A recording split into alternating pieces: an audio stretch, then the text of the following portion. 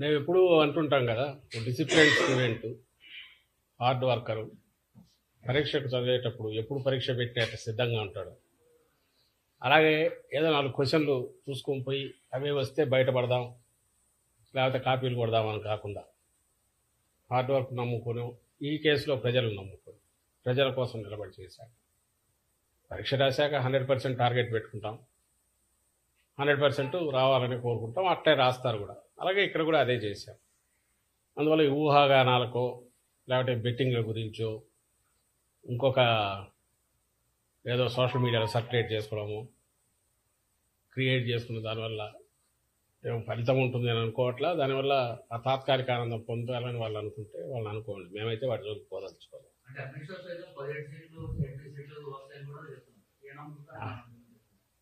బహుశా బీజేపీ వాళ్ళు ఎవరు మాట్లాడినా, ఇంక్లూడింగ్ ఆయన అమిత్ షా గారితో సహా, ఈ మనది 4th ఫేజ్లో జరిగింది, 7 phases.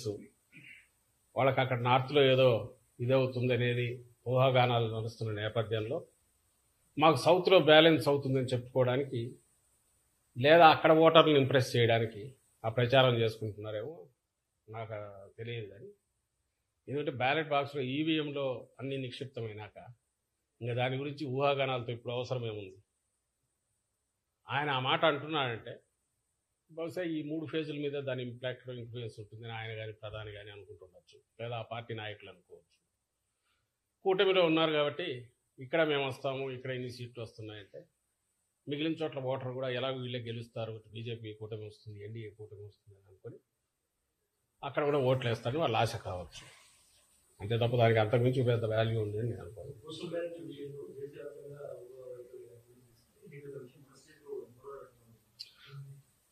దాని మీదనే రిప్రజెంట్ చేశాం. ఎప్పుడు ఈసారి టీడీపీ వాళ్ళు పోస్టల్ బ్యాలెట్ అనగానే ఉద్యోగులంతా జగన్మోహన్ రెడ్డి గారికి వ్యతిరేకము, లేదా వైఎస్ఆర్సీపీ వ్యతిరేకం, వాళ్ళు కాకులు లెక్కలు వేసుకొని, ఉద్యోగులు అనేవాళ్ళు ఈ సమాజంలో భాగము, వాళ్ళు అట్టడుగు వర్గాల నుంచి వచ్చింటారు, వాళ్ళ కుటుంబాలకు సంబంధించిన వాళ్ళు, స్నేహితులు, బంధువులు, వాళ్ళు వ్యవసాయదారులు, లేదా ప్రభుత్వం నుంచి బెనిఫిట్స్ పొందుతున్న వాళ్ళు, అన్నీ ఈ సొసైటీలో పార్ట్గా ఒక ఉద్యోగి అయినా ఈ రియాక్ట్ అవుతాడు తప్ప, ఉద్యోగి అనేది క్లాస్ కాదు, అది ఒక క్యాస్ట్ కాదు.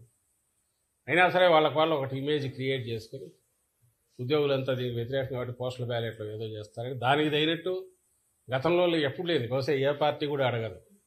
ఆ బ్యాలెట్ అనేది ఉంటే చాలు, మిగిలిన ఏది అక్కర్లేదంటూ కూడా ఈ మధ్య రిప్రజెంటేషన్ ఇచ్చినట్టున్నారు ఆ ఆశతో. కానీ అది చల్లదు. యాక్చువల్ 19లో అట్లా చూసుకుంటే నాకు గుర్తుండి మా గుంటూరులోనే 6,000 7,000 postal ballot out right cover మీద నంబర్ లేదని రిజెక్ట్ చేసినట్టు నాకు గుర్తుంది, సీరియల్ నెంబర్ లేదని. అట్లా కూడా చేశారు. ఈసారి ఏమో ఏది వద్దని వాళ్ళే అడుగుతున్నారు. ఈసీఐ ఏ గైడ్ లైన్స్ ఇచ్చినా దేశం అంతా ఎట్టుంటే అట్లా ఫాలో అయితే సరిపోతుంది. మాకైతే దాని మీద ఎలాంటి ప్రత్యేకమైన కోరిక లేదు. అయితే దేశం అంతా ఉన్నది ఇక్కడ ఫాలో కమ్మంటున్నాం. ఇక్కడ ఏదో వేరే డిఫరెంట్గా ఉన్నది, దాని మీద రిప్రజెంటేషన్ కూడా ఇచ్చాం. అది ఎందుకంటే that కాంట్రావిన్స్ the spirit of ECI ఇచ్చిన దాన్ని, కాబట్టి దాన్ని తీసేయమని అడిగాము. అట్లా చేయకుండా ఉంటే బాగుండేది. మరి ఎందుకు చేశారో వాళ్ళే ఈసీఐ చెప్పాలి.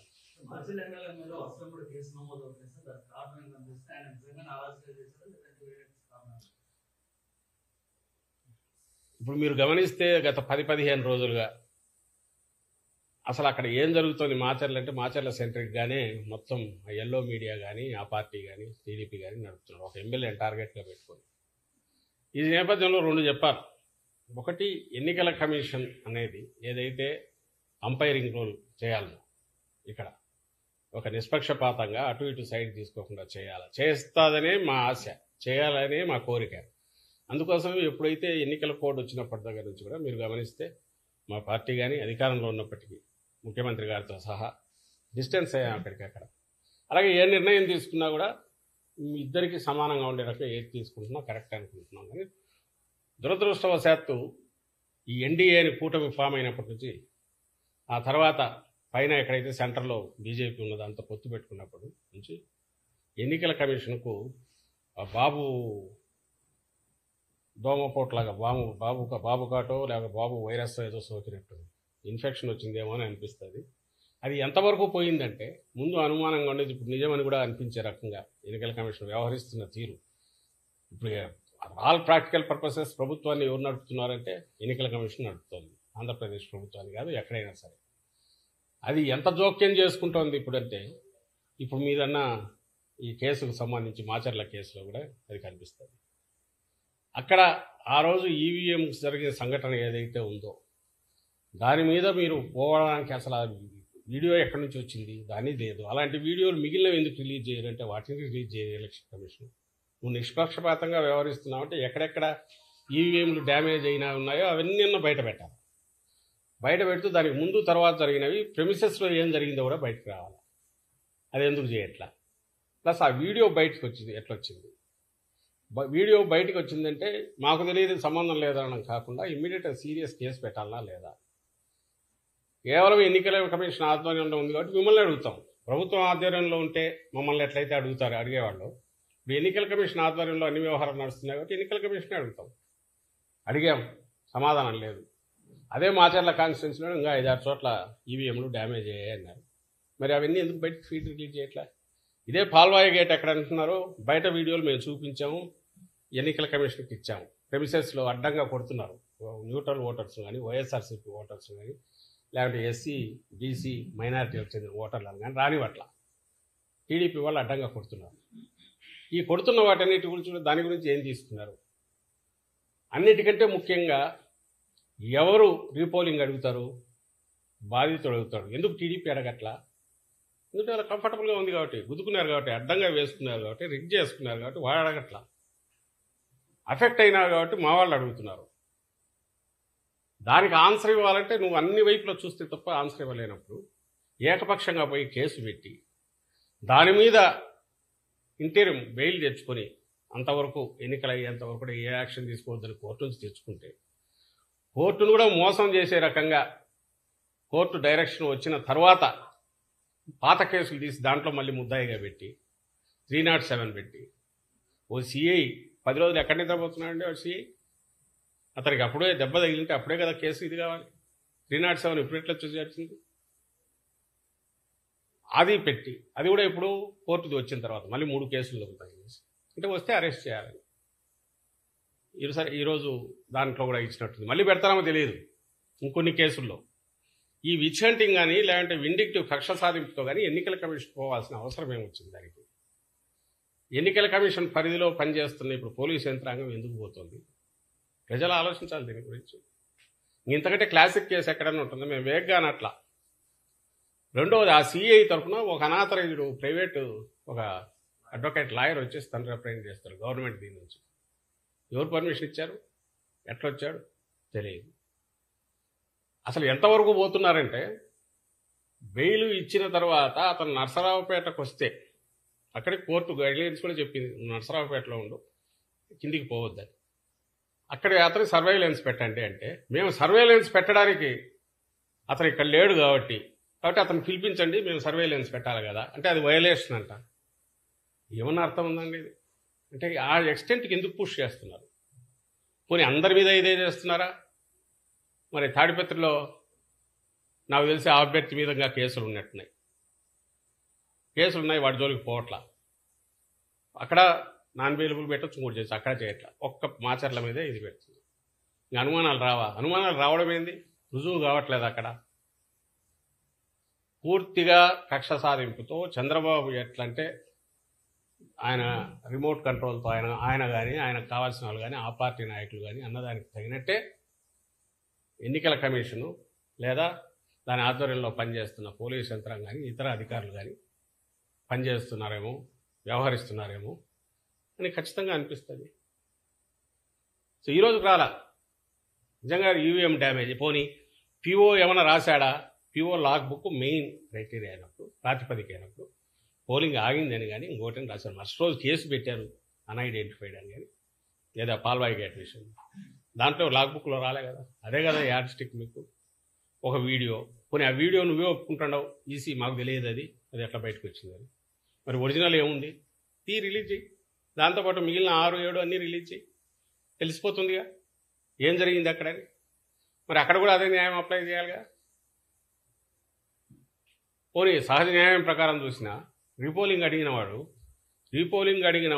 టీడీపీ ఎందుకు రీపోలింగ్ అడగట్లేదు? ఎందుకంటే కంఫర్టబుల్గా ఉంది కాబట్టి. మా అభ్యర్థి ఎందుకు అడిగాడు, అన్యాయం జరిగిందని. కాబట్టి నువ్వు ఏ రకంగా చూసినా, కామన్ సెన్స్తో ఆలోచించిన, రూల్ బుక్ ప్రకారం చూసినా, ఏ రకంగా చూసినా కూడా తప్పుడు దీంట్లోనే ఎన్నికల కమిషన్ కానీ ఆ అధికారులు కానీ పోయినారు స్పష్టంగా కనపడుతున్నప్పుడు మా డిమాండ్ మళ్ళీ తెరుస్తున్నాం. ఇప్పటికైనా సరే ఎక్కడెక్కడ ఈవీఎం డ్యామేజ్లు మొత్తం అంతా ఇవ్వండి. అలాగే ప్రెమిసెస్లో జరిగిన గొడవలు కానీ, మా వాళ్ళని తరిమి కొట్టినవి కానీ, అలాగే లా అండ్ ఆర్డర్ బయట జరిగినవి వీడియోలు వేసి చూపిస్తున్నాం, పట్టించుకోవట్లేదు. ఇచ్చాము ఈసీకి. వాటి మీద కూడా ఏవైతే భయభ్రాంతులు చేసే ఓటర్లు ఆడకుండా అవన్నీ కూడా ఎన్నికల ప్రాసెస్ని దెబ్బతీసినట్టే కదా. మరి వాటి మీద ఏం కేసులు పెట్టారు, ఏం యాక్షన్ తీసుకున్నారు? సో ఇవన్నీ ఈ ప్రశ్నలన్నిటికీ ఎలక్షన్ కమిషన్ ఆన్సర్ ఇవ్వాల్సింది. ఏదైతే నేను ఇంతకుముందు అన్నట్టు ఇన్ఫెక్ట్ అయిందో బాబు వైరస్తో, అది ఆన్సర్ ఇవ్వాల్సిన బాధ్యత దాని మీద ఉందని మేము అనుకుంటున్నాం.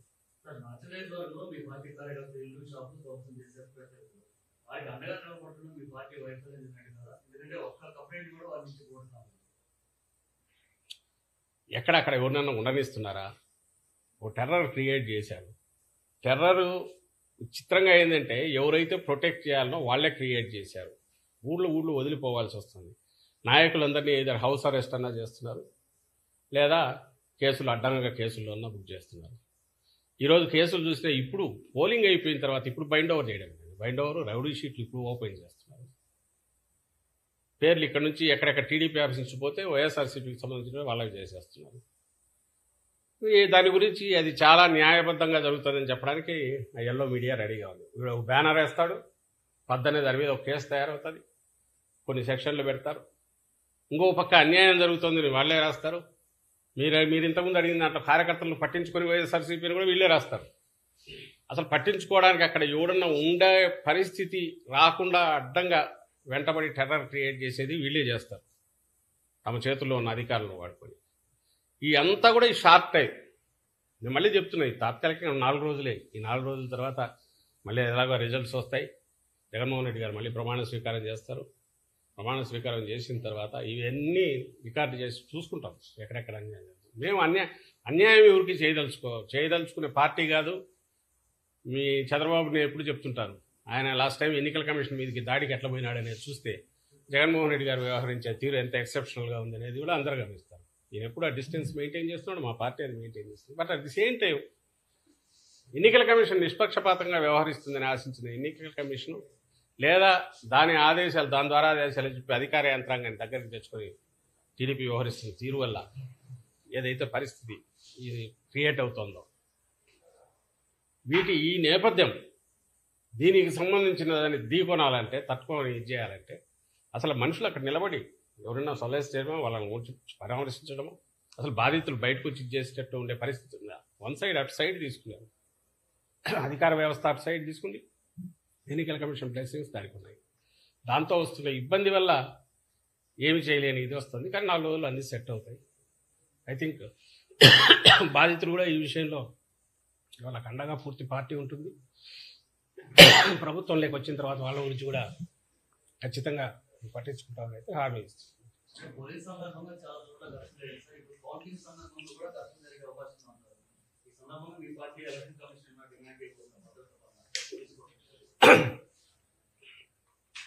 మళ్ళీ చెప్తున్నాం, నిష్పక్షపాతంగా ఉంటే సరిపోతుంది, ఏం అక్కర్లా. కౌంటింగ్ అనేది కొన్ని గంటల ప్రక్రియ. మేము అనవసరమైన భయాలు ఇచ్చేయదలుచుకోలే, మేము భయపడుతున్నామని మేమని చెప్పాలి. ఎందుకంటే అపోజిషన్లో ఉన్నప్పుడే డీల్ చేసాం. ఇప్పుడు ప్రాబ్లం ఏమొస్తుందంటే, పేరుకు అధికారంలో ఉన్న పార్టీ లాగా ఉంటుంది, అధికారులేమో ఎన్నికల కమిషన్వి. ప్రతిదాన్ని ఏదన్నా నువ్వే అధికారంలో ఉన్నావు కదా అనడానికి, జనమన్నా అనుకోవడానికి ఒక అవకాశం ఉంటుంది. కానీ ఇక్కడ పరిస్థితి చూస్తే మాత్రం అట్లా లేదు. అపోజిషన్లో ఉన్న దానికంటే కూడా ఇంకా అన్యాయంగా తయారైంది. కేవలం వ్యవస్థలను మేనేజ్ చేయగలిగిన లక్షణం, ఆ వ్యవస్థలను మేనేజ్ చేయడం తప్ప ఇంకేమీ తెలియని, ఒక రాజకీయంగా కానీ లేదా ప్రజలతో డీల్ చేస్తే కానీ తెలియని చంద్రబాబు నాయుడు మన కర్మగాలి ఆయన సెంటర్లో ఉన్న పార్టీతో పొత్తు పెట్టుకోవడం, ఆయన పెట్టుకునే దీనికే ఉన్నట్టుంది. అన్ని రకాల అడ్డదారుల్లో ఏమేం చేయొచ్చు, అధికారులను ఎట్లా మేనేజ్ చేయొచ్చు, వ్యవస్థలను ఎట్లా మేనేజ్ చేయొచ్చు, వాళ్ళ ద్వారా వచ్చేయచ్చు అని దాంతోనే పొత్తు కూడా పెట్టుకున్నట్టున్నాడు. దానివల్ల వస్తున్న ఈ పరిస్థితి.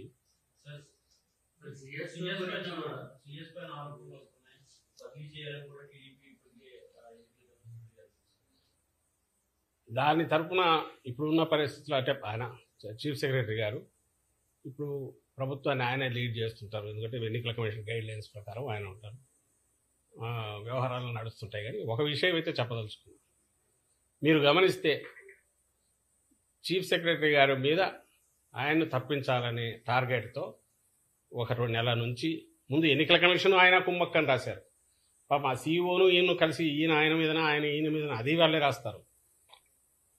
టెర్రరైజ్ చేసి సరైన మాట ఏంటంటే ఉగ్రవాదులు ఎట్లా చేస్తారో అట్లా టెర్రరైజ్ చేయడం, బెదరగొట్టడం, రౌడీ చేయడం, జులుం చేయడం.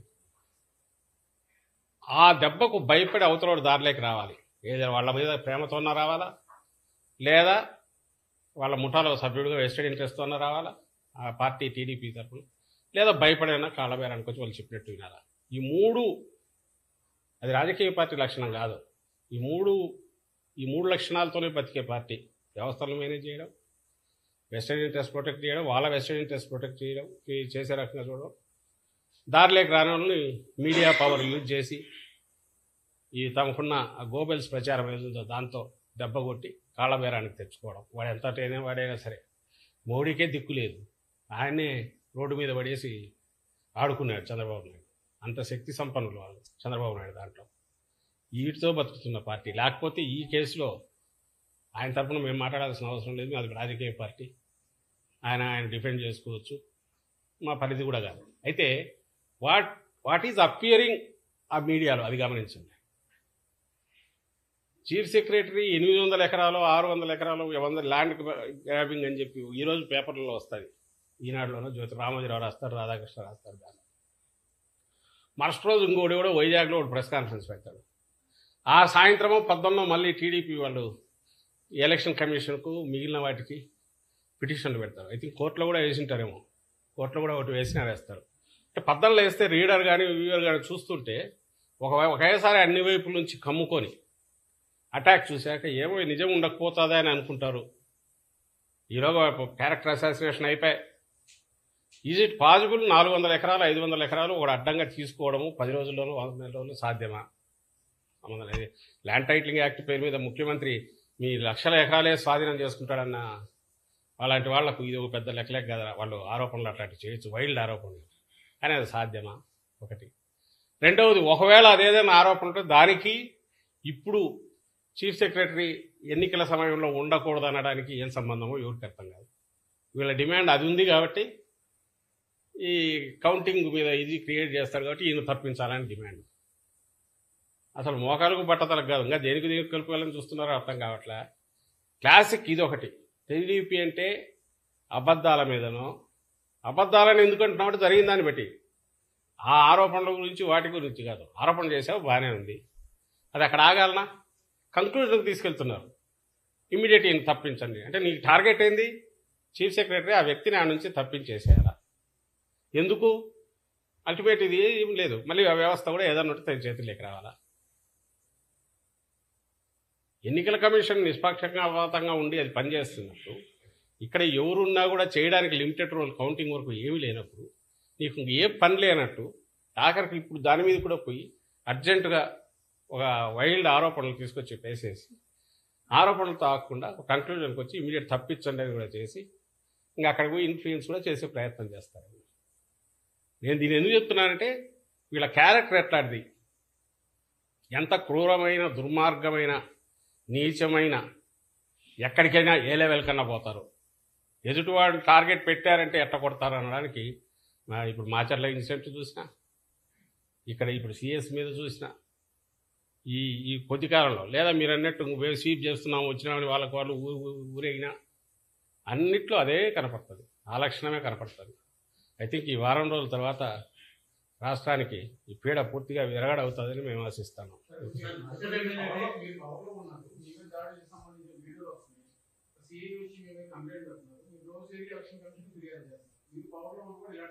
నేను ఇంతకుముందు అన్నా కదా, జనం అదే అనుకుంటారు, వీళ్ళే కదా పవర్లో ఉండేది. ఎప్పుడైతే ఎన్నికల కోడ్ వచ్చినప్పటి నుంచి పొలిటికల్ ఇది తగ్గుతుంది, ఇంటర్వెన్షన్ ఎక్స్ట్రాడినరీ ఇది ఒక న్యాచురల్ కెలామిటీస్ అప్పుడు ముఖ్యమంత్రి గారు ఏదైనా డైరెక్షన్స్ వేస్తే వచ్చాము. కానీ for all practical purposes entire administration main ఇదంతా కూడా చీఫ్ సెక్రటరీ ఆధ్వర్యంలోనూ అడ్మినిస్ట్రేషన్ నార్మల్ రొటీన్ నడుస్తుంది. ఏదన్నా ఉంటే ఎలక్షన్ కమిషన్ గైడ్లైన్స్ ప్రకారం నడుస్తుంది. సో పొలిటికల్ తగ్గుతుంది. చంద్రబాబు నాయుడు కావాల్సింది అదే, ఇది సపరేట్ కావాలి.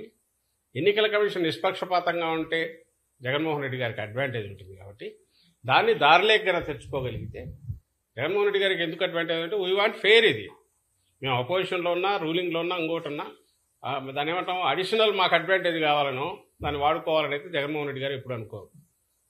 అందుకే చెప్తున్నారు, కోర్టు వచ్చిన రోజు నుంచి డిస్టెన్స్ అయ్యాం. వీ ఎక్స్పెక్టెడ్ దాన్ని ఏమంటారు ఎన్నికల కమిషన్ ఆ నిష్పక్షపాతమైన అంపైర్ రోల్ ప్లే చేస్తుంది అనుకున్నాం. కానీ అది చేయకుండా తన సహజమైన స్టైల్లో చంద్రబాబు నాయుడు దాన్ని ఇన్స్ట్రక్ట్ చేశాడు. దాని ద్వారా వాటెవర్ తను అనుకున్నవి ఇవి చేయిస్తున్నాడు. లేకపోతే నేనే క్వశ్చన్ వేస్తున్నా, 10 రోజుల తర్వాత సిఐ అనేవాడు నాకు గాయం తగిలిన తలకని చెప్పి 307 అప్పటికప్పుడు ఇచ్చేసి ఓ మెమో ఇష్యూ చేసి ఎట్లా కేసు బుక్ చేస్తాడు, ముద్దాయిని ఎట్లా చేస్తాడు, ఇది సాధ్యమేనా? అందరికీ తెలుసు ఇది కావాలని కక్ష సాయంతో చేశాడు. అది ఎప్పుడు చేశాడు? ఈ కేసులో రిలీఫ్ ఇచ్చినారని. పాల్వాయి గేట్ కేసులో ఎప్పుడైతే కోర్టు రిలీఫ్ ఇచ్చిందో అప్పుడు ఇచ్చేశాడు. ఇవన్నీ మోటివేటెడ్, క్యాల్కులేటెడ్గా, డెలిబరేట్, కోల్డ్ బ్లడెడ్ అటెంప్టా అవునా కాదా అని మేము అడుగుతాను. ఇన్సిడెంట్స్ నుంచి మీరేమంటున్నారు? మీరు పవర్లో ఉన్నారు కదా అంటే, పవర్లో ఉన్నా మేము చేయము అట్లాంటివి, అలాంటి చేసే అలవాటు లేదు. ఇప్పుడు మేము కాదు ఉండేది పవర్లో, ఎన్నికల కమిషన్ ఉంది. అందుకే దానికే వెళ్ళి అయ్యా దేవరాన్ని రిప్రజెంట్ చేసుకుంటున్నాం, కాకపోతే కోర్టుకు పోతున్నాం.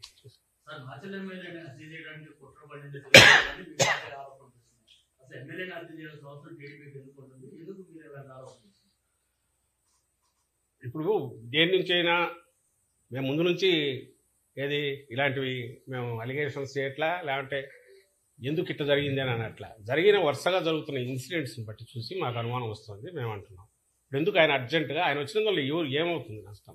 ఒక క్యాండిడేట్ అభ్యర్థి, అవతల అభ్యర్థి ఎవరైతే నిజంగా హత్యలతోనే తప్ప వేరే రకంగా పేరు లేని అవతల అభ్యర్థి, టీడీపీ అభ్యర్థి అతనుంటే అతనికి ఏదైనా నోటోరిటీ అంటే ఏదైనా ఉందంటే హత్యల వల్ల ఉంది. 6 హత్యలో 7 హత్యలో ఏదో జరిగితే అడ్డంగా బస్సు ఆపి కోర్టుకు పోతున్న అన్యాయంగా చంపిన కేసు ఏదో ఉంది. అంతకుముందు ఎవరో తండ్రి కొడుకులు కూడా పొలాల్లో ఉంటే వాళ్ళని చంపారనేది ఇట్లాంటి కేసులు ఉన్నాయి. అలాంటి వాడిని తీసుకొచ్చిన చంద్రబాబు ఎందుకు తెచ్చింటాడు? ఒకటి, అతని మీద అతనికి ఫ్రీ హ్యాండ్ ఇచ్చే రకంగా ఇతన్ని పక్కకు తప్పించినప్పుడు, ఎవడైతే పార్టీ తరఫున మా పార్టీ తరఫున తప్పించాలనుకున్నప్పుడు ఖచ్చితంగా అతనికి తెలిసిన విద్య అదే కాబట్టి. రెండోది, మా తరఫున నిలబడిన పిన్నెల రామకృష్ణ అక్కడ నుంచి తప్పుకుంటే వాళ్ళకి ఫీల్డ్ ఓపెన్ అయిపోయి పూర్తి అవుతుంది కాబట్టి ఇవన్నీ చేస్తున్నారని అనుకోవాలి. బ్రహ్మారెడ్డికి ఆ విద్యనే తెలుసు కాబట్టి. ఇది ఎందుకు అనుకుంటున్నామంటే, అతన్ని ఎట్టి పరిస్థితుల్లోనూ ఇక్కడికి వస్తేనా ఇది చేయాలి, లేకుంటే రాకుండా పట్టుకునన్నా దూరంగా అన్నా పెట్టాలి ఎన్నికల ప్రాసెస్కు. అప్పుడు వాళ్ళు అనుకున్నట్టు నడుస్తుంది కదా. మీరే అంటున్నారు ఏదో అటాక్లు జరిగితే బయటకు పోయిన వాళ్ళు కూడా రాలేదని. ఈ సిచ్యువేషన్ ఒక 5 రోజులు జరిగితే కౌంటింగ్ మీద కంట్రోల్ పూర్తి వస్తుంది. ఈ ప్రాసెస్లో ఎక్కడైనా ఇతను వస్తే అతన్ని కూడా చేసే సిచ్యువేషన్, అది కూడా మా మధ్య జరిగిన వాటిలోని మా మీదైనా వేయగలిగిన సమర్థులు వాళ్ళు. అలిగేషన్స్ కూడా ఒకవేళ మా వారికి ఏదైనా జరిగినా కూడా జరిగిన ఇన్సిడెంట్స్ నుంచి మేము డెడ్యూస్ చేస్తున్నాం తప్ప ఏదో ఊహాజనితమైన వీటితో జరగట్లేదు. జరుగుతున్న ఇన్సిడెంట్స్ వాటి తీరు చూస్తే ఇది అనిపించట్లేదా అని ప్రజలను కూడా అడుగుతున్నాం. ప్రజలను ఆలోచించమంటున్నాం. ఇంత కక్ష సాధింపుతో ఇంత ఇదిగా ఒక వ్యక్తిని అసలు ఇక్కడ రానికుండా ఆపడము, లేదా వచ్చిన తర్వాత ఏదో రకంగా పట్టుకోవాలని 10 నిఘా బృందాలను పంపించి ఎక్కడెక్కడ ఏదో మర్డర్ కేసు కదా ఉన్నట్టు పంపడము, ఇవన్నీ దేన్ని సూచిస్తాయి? టెర్రరైజ్ చేసేదాన్ని దేన్ని సూచిస్తాయి అంటే, ఫెయిర్గా కౌంటింగ్ జరగడం వీళ్ళకి ఇష్టం లేదు. వీళ్ళ మర్డర్ రాజకీయాలను వ్యతిరేకించే వాడు ఒకడు ఉంటే వాళ్ళకి అడ్డం. సో అది ఎన్నికల పోలింగ్ ముందు చూపారు, పోలింగ్ రోజు చూపారు, ఇప్పుడు కూడా చూపుతున్నారు.